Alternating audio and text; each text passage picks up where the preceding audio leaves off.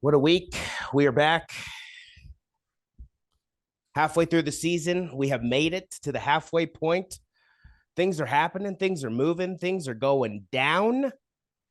And it's time to talk about it. What is up, everybody? Welcome back. Welcome back to another edition of The Good, the Bad, and the Ugly. You know what it is. It is time to review the action that just took place this past week in the NFL.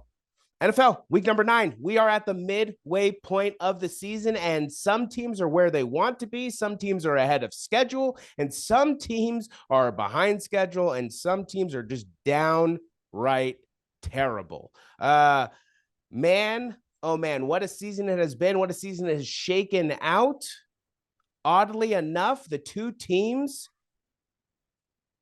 that were in the Super Bowl last year are the number 1 and number 2 teams this year. Go figure. Who would have thunk?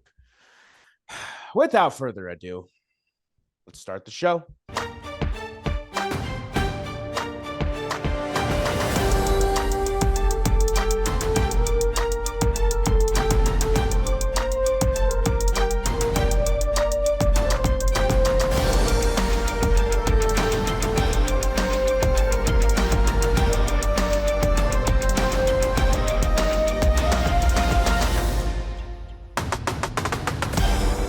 Welcome back. Welcome back to our review edition of The Good, the Bad, and the Ugly. It is review. It's our time to review. It's NFL week number 9, and we are going to get into the action. And I'm very glad to not be by myself this week. Hello, how's it going? I am Jacob Cutler, one half of the Sports Guys, and he's back. He's better than ever because his team well rested, and man, oh man, did they win the bye, right? Yeah, you lost, but you won at the exact same time. He is none other than one of my best friends. He is Mr. Brandon Sullivan. Brandon, what a recovery your team has made. How are you doing? I'm glad we are glad you are back. I can speak for all of our audience. We are glad that you are back. How are you doing? Yeah, one step at a time with work, just a crazy week. We launched a new program. So definitely was just working, just night and day to try to get things under wraps, slowly trying to get there. But, hopefully that happens soon. But glad to be back. And obviously, if you don't know what Jake is talking about, he's talking about the Chase Young acquisition. I'm sure most have heard about that. And so that was definitely a win for us on the bye week. So I can't be upset about that. Yeah, we had a good time at the game up until the actual game went down. Then it got a little sour there for the Niners fans, but we had a great time. We found the entrance for the players, so we got to see the players. We saw Eric Armstead, we saw Brandon Ayuk before the game, which was pretty cool. But yeah, we had a great time there at Levi's. Hanging out with Roy, hanging out with Kendall. We had great seats. I don't know about you, but those were fantastic seats. They were great seats. So, and it was cool to, obviously when you're at a game and, you're watching your team lose, you have mixed emotions. Obviously I'm happy for Jake, but, we had this Bengals fan that was just screaming bloody murder behind us. And I don't care if you're a Niner fan, a Bengals fan, a Jets fan, whatever you are. You don't need to scream like 24/7. And I get that she's proud of her team, whatever, but it was like, we're like at a timeout, nothing's going on, and she's screaming. And it's just like, I was like, let's get out of here. Honestly, it doesn't, like I said, it doesn't matter if it's a Niners or a Bengals fan, just annoying people in general piss me off. But obviously great seats, thanks to Roy hooking us up. And it was, just to be able to say what's up to Eric Armstead and obviously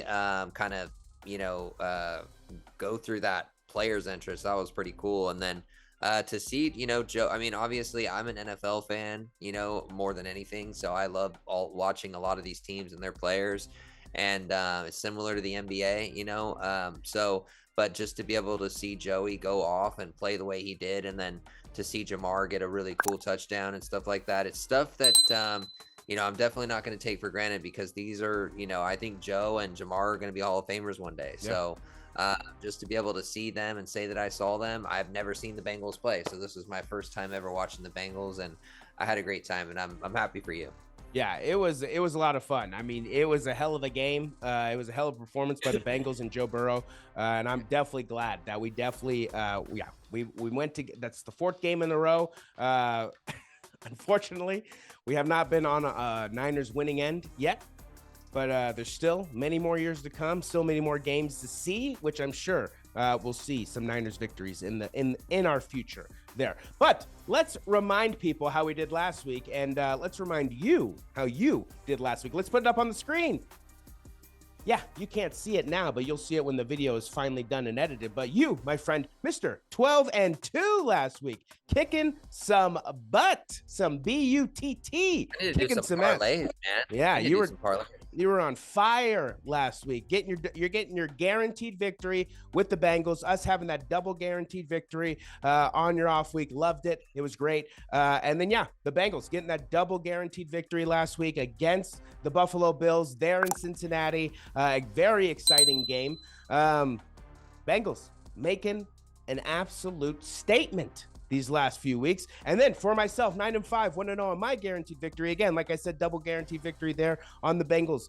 Them handling business. Overall for the season, that puts us at, for yourself, 89-47, 8-1 on the guaranteed victory, kicking some ass this season. For myself, 82-54, 7-2 on my guaranteed victories. And then for our guests, 43-33, 2-3 on their guaranteed victories. Let's wipe those off the screen because you know what time it is. It is time to get into the good, the bad, and the ugly. My friend Brandon, kick us off with some good you saw last week. Yeah, obviously, on the drive with Josh Dobbs, I really was like, I don't know, man. I don't know. I was texting Jake back and forth, like, the journeyman, a lot of the times in these moments, they don't come through. And that's kind of why they kind of move around, and they're not there for that. They're more of like, they come in and they're solid backup, and, they come in and play a game or two, and that's kind of the way it goes. But he was looking like a starter. And so I got to give, I think the Vikings and Josh Dobbs, I got to say that there was some good there. I did not expect them to beat Atlanta. There was a lot of question marks if they had Kirk. Definitely going to favor Minnesota, but definitely. I got to highlight some good there. So good for, Minnesota. And obviously another good was Cleveland, shutting out Arizona. Obviously, Arizona's on the other side of that, but Cleveland, just a very well-rounded game defensively, and with Deshaun Watson's return, 27-0. So I thought that was pretty impressive. 21-0. No, it's 27-0. Was it 27? Yeah, it's 27-0. But they've what's it called? They were able to kind of fly under the radar, like people didn't. They were. Really, yeah. So pretty impressive. And obviously Seattle, Baltimore, just absolutely destroying Seattle, coming out looking like a contender. Yeah. Everything's kind of coming together for them defensively and offensively. They have some pretty good running backs, one that I picked up to see how that will do on fantasy. And then obviously Odell getting his touchdown catch for the Ravens, and Lamar looked decent. So, Baltimore, another good. And then CJ Stroud, I mean, this guy is he's a force to be reckoned with. I mean, if I'm Panthers, I am just so disappointed. We passed up on, you picked another Alabama quarterback, which in my opinion, I don't ever see an Alabama quarterback winning a Super Bowl. I could be wrong. I'm wrong about a lot of things, but also right as well. So I think CJ Stroud is definitely has etched his name here, and he is going to be just a great quarterback. 470 yards, 5 touchdowns, and a game-winning touchdown at the end of the game to beat the Buccaneers when everybody kind of thought that one was over. And so rightfully so. I know people were saying that there was an issue with the betting and why would they take a knee at the end? Well, they were up 39-37 and, they have a freaking running back or a cornerback kicking the field goals, Yeah. which was impressive. I mean, that's impressive when you got somebody who's like never kicked field goals before who, did that. But you take a knee there because you don't want something to get blocked or the ball to get turned over and they can return it and tie it 39-39. So that's why they did that. But yeah, CJ Stroud looking like a force to be reckoned with. And then the Raiders, last but not least, the Raiders turning things around, looking really good behind Aiden O'Connell and that defense, and obviously new coaching staff. To be able to beat the Giants 30-6. I think Max Crosby had 3 sacks. He could definitely be in talks for Defensive Player of the Year if he keeps playing the way he does. So, but I don't want to go yet. I just want to shout out your Bengals for getting us a guaranteed victory. Yep, they did. Sure did. Had another hell of a game, 350 yards. Chase had a good game. T had a good game. I mean, everybody looked good for the Bengals, and I knew that they were going to win this game. So everybody should be very, very afraid of the Bengals. To me, they're definitely my pick to go to the Super Bowl. And if they keep playing the way they do, they're going to be my pick to win it. Yeah, I mean they are playing some definitely some special football. Yes. Some good things that I saw is just the entire AFC North division. This division is ridiculous. This division is everybody wins. Everybody is continuing to win. The Bengals, all they have to do is keep winning because every other team in the division is winning. So what good I saw was the entire AFC North division winning. Kind of sucks though for the Bengals because we need everybody to start losing. But that division definitely probably one of the better division, if not the best division currently in football right now. Every team there is basically rolling at this point. Chiefs getting a big victory against the Dolphins there in Germany, the first Germany game. Chiefs moving to 7-2. We'll see what happens. The Chiefs are going to have some interesting games, interesting matchups in these coming weeks. So we'll see what happens there. And then, in the morning games, I mean, the Ravens absolutely dominating. The Seattle Seahawks, definitely thought the Seahawks would put up a little bit more of a fight than they did. 3 points, it's very sea chickenish, so don't know what more I could expect. Browns dominating, like I said, the AFC North, right? And then also, I mean... what more could you ask for to end the morning than the Texans and the Vikings? Yeah, we were definitely texting back and forth for the end of the Vikings game. Just basically Josh Dobbs was impressive. And then to go down with that last drive. And I mean, everything now, all the stories coming out about that, basically that whole game where he basically didn't really know who the players were. Kevin O'Connell was there basically going over the entire play, the entire scheme in his head while he was giving the play call. And he would just go out and execute everything that Kevin O'Connell was basically telling him. That's basically his astroscience, his astrophysicist brain just putting into work. Going down there in the clutch moments, basically no fear running. I mean, it was just very impressive. Him working on the cadence right before halftime, I think it was at the end of the first half with the linemen so they could learn his cadence. So, I mean, the entire story of that Minnesota Vikings victory is absolutely incredible. And it's crazy. It is absolutely crazy. And then the Texans, Baker Mayfield looks like the hero, right? He looks like he's going to be the golden man there to win the game. and CJ Stroud just comes out, and him and Tank Dell just make it look like it's easy. They make it look like they're playing pitch and catch. He makes one pass to Tank Dell on the out route, and the very next play is a touchdown. So unbelievable. Absolutely unbelievable end to the morning. The Packers, right, beating the Rams. Always love to see the Rams lose, so that's always good to see. And then the Commanders basically almost putting Bill Belichick's job on fire, or job on the line at this point. So the Commanders coming through with a big victory, trying to stay somewhat relevant there, which is what's going to be the NFC wildcard race, because they're definitely not going to win the division there. So the Commanders somewhat staying relevant there. But yeah, the biggest stories of the rest of Sunday. The Raiders, baby. Antonio Pierce injecting that new mindset into the Las Vegas Raiders. Oakland Raiders. I felt like they were the Oakland Raiders this past weekend with everything that I was seeing. Cigars in the locker room. Mark Davis with the most swagger I have ever seen in my excuse me, in my entire life. Bowl cut gone. This Raiders jacket that was just saucy as hell, rolling in with the white pants. Mark Davis, basically looking like he's might be turning over a new leaf. I'm not gonna give him the old just that much praise yet because he, after all, is Mark Davis. But siding with the players, apologizing to the players. That takes a man move. That takes a big move to do.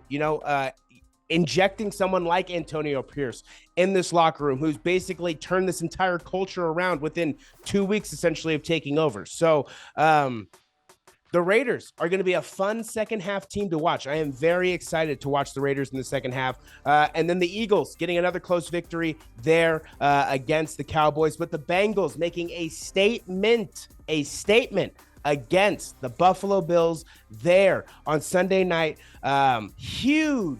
Huge victory. And I mean, I've been saying it the last few weeks, but yeah, Joe Burrow against the coverage, against zone coverage is almost unbeatable. Basically, he slices and dices you. He finds every single opening that you're going to give him. He exposes every single opening that you're going to give him. And there's really not much you can do. I mean, his ability to elude pressure and extend plays and gain yards and gain first downs and do things that, when you look at him initially, you don't expect him to be able to do. He's able to do these things. We saw that escape right in front of us, right? On our side of the field. The first drive at third down, and this man makes one of the most amazing plays I have ever seen in my life. The entire crowd was going crazy because they thought it was a sack. And then this man eludes out and he just passes it to T. Higgins, and the place goes dead silent. It's unbelievable. So, his mobility is definitely underestimated, and it's probably one of his better parts of his games, honestly. So you said it. I mean, they're going to be a tough team to beat, and they have the toughest schedule to finish off the season. But what better way to basically test your mettle than to have the toughest schedule for the remaining part of the season? And if you can just go through this, like, you're going to run into some struggles. There's no doubt. But if you can go through the schedule and come out relatively unscathed, yeah, chances Bengals rolling into the playoffs, I like our chances this season. The bad, what do you got for me? Yeah, I mean, there's a couple that I wanted to definitely shout out. Obviously, I want to start with, obviously, Arizona. I mean, that goes without question, worst team in the league. So, yeah. Unfortunately, who knows what they're going to do? I don't know. I know I don't know if Caleb Williams is the answer, so I'm not going to go there. Mm-hmm. A lot of quarterbacks, they look great in college, and they look, it doesn't take anything. They're talented, they're gifted, but they don't always translate into good NFL quarterbacks. So just a bad team, we went from a couple of years ago, I think they started off the season 5-0. I was there. Yeah, true. They looked really good, and then it just kind of all just went to crap. So Arizona not looking good at all. The Rams have their fair share of problems. New England, just a bad team, and that's why I had to pick Washington last week. Yeah. The Redskins came through, and obviously the Patriots are just not a good team. Mac Jones, back to Mayo Mac. Oh no, we're back there again. Give it up. The gimmick is done. He should have never been an NFL quarterback. He should have never been a starter. He should have never been picked in the first round. He had the best offensive line. He had 2 or 3 future Hall of Fame wide receivers. He had Najee Harris as his running back. He had one of the best NFL college coaches in NFL history, had the best defensive line, best linebackers, best corners. I mean, you name it. That team was one of the best teams ever assembled. So he just shouldn't be a quarterback. So Mac Jones, not looking good. That team, not looking good. And then obviously, what would a week be without saying the Sea Chickens look bad? I mean, 3 points. I don't know what the hell I watched. I thought for sure, they would try to at least keep it competitive and maybe lose 24-14. 6 points the NFC West scored this weekend. 6 points. The Rams scored 3. The Seahawks scored 3. And the Cardinals scored 0, bro. 6 points the rest of the division put up, dude. The NFC team that we're playing, the NFC West looked like crap this week. That's the bad is the NFC West. And last but not least, the New York Jets. What the hell was that? What the hell was that? That was one of the biggest, just bloodbaths I've ever seen. I mean, just turnover after sack after turnover after sack. I mean, just one of the craziest things I've ever witnessed. I thought that it would definitely be a close scoring game. Yeah. But to lose 27-6 and to not be able to score a touchdown, no. Yeah, I mean the NFC West. Yeah, I mean you basically. And I'm just gonna lump those together. My bads and uglies this week, they all come together. Yeah, I was gonna agree with you. The only extra bad I was gonna say was the Dolphins. The Dolphins basically they fought back. The inability to beat teams over 500 is bad. You can score 70 points on the poor little donkeys, but you can only score, I think they're averaging 17 points against teams over 500. That's bad. Yeah. That's not good. Tua Tagovailoa, Mike McDaniel, Tyreek Hill, Raheem Mostert, you guys, Jalen Waddle, you guys have all the talent in the world. Figure it out. It's fun to beat up on the poor innocent kids. But when the big bag tough kids come to town, you guys crumple your tails and wag your tails and go off to mommy and ask for help. So the Dolphins have some proving to do. Right now, I am not convinced that the Dolphins at all.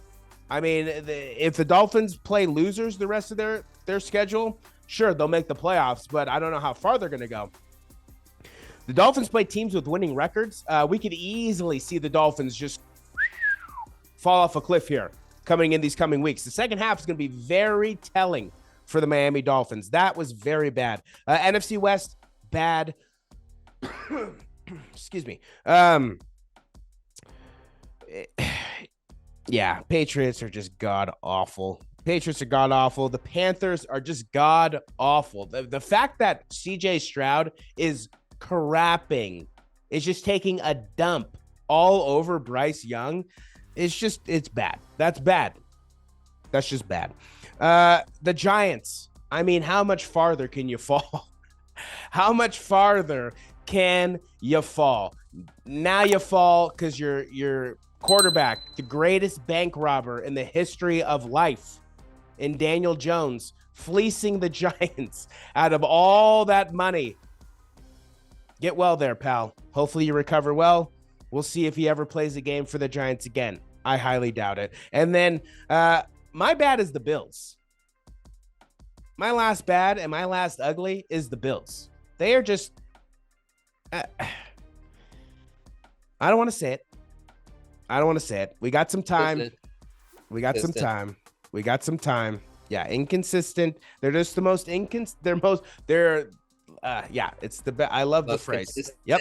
I love the phrase. They are the most consistently inconsistent team in the NFL. I love that phrase. That's the best way to describe the Buffalo Bills. And they just can't win on the road. They just can't win on the road. They just can't. So we'll see what happens. Our ugly and our bad was all lumped together. Make it nice and easy because as bad as it was, it crossed over into ugly for a lot of these teams this week. So 6 points by the NFC West. The Dolphins basically dropping a much needed statement game. Buffalo Bills, Giants. It was just not good at all. That's going to do it for this edition of The Good, the Bad, and the Ugly. We're done with week 9. We're done with that. That is over. We're on to week 10, which might possibly have the worst the worst schedule in the history of NFL. But we're going to bring it to you because that's what we do. We're going to be here we got to bring you our picks. It might be quick, but we're going to bring you our picks. But we're done with week 9. We're on to week 10. Brandon, any last words for the people? Just super excited for next week. It's hard for me. I didn't have any football this week. I didn't get to watch my team. So as much anxiety and stress that it brings me, it still does get me something to get pumped up and excited for. So I'm just ready for not having to miss 49ers for hopefully until we meet the Bengals in the Super Bowl in February. I like it. Yep. Our bye weeks are behind us. We get nothing but football every single Sunday. I cannot wait. But that's going to do it. I am Jacob Cutler, one half of the fantasy guys. Whoa, living in the past there. One half of the sports guys. He is one of my best friends and my partner and my co-host. He is Brandon Sullivan. I hope you guys are ready for week 10 because this schedule is going to be it's going to be very interesting. But until then, you know what I like to say? Gotcha. If at any point during this video you like what you saw, do me a favor and just smash that like button, smash the subscribe button, just tap on that bell notification. That way, anytime new videos drop, you're right there to consume the content because we're going to be dropping videos all season long. All right, that's going to do it. That'll do it for this edition of The Good, the Bad, the Ugly. I am Jacob Cutler. That is Brandon Sullivan. And until our Week 10 Picks episode, Brandon and Jake, we're out.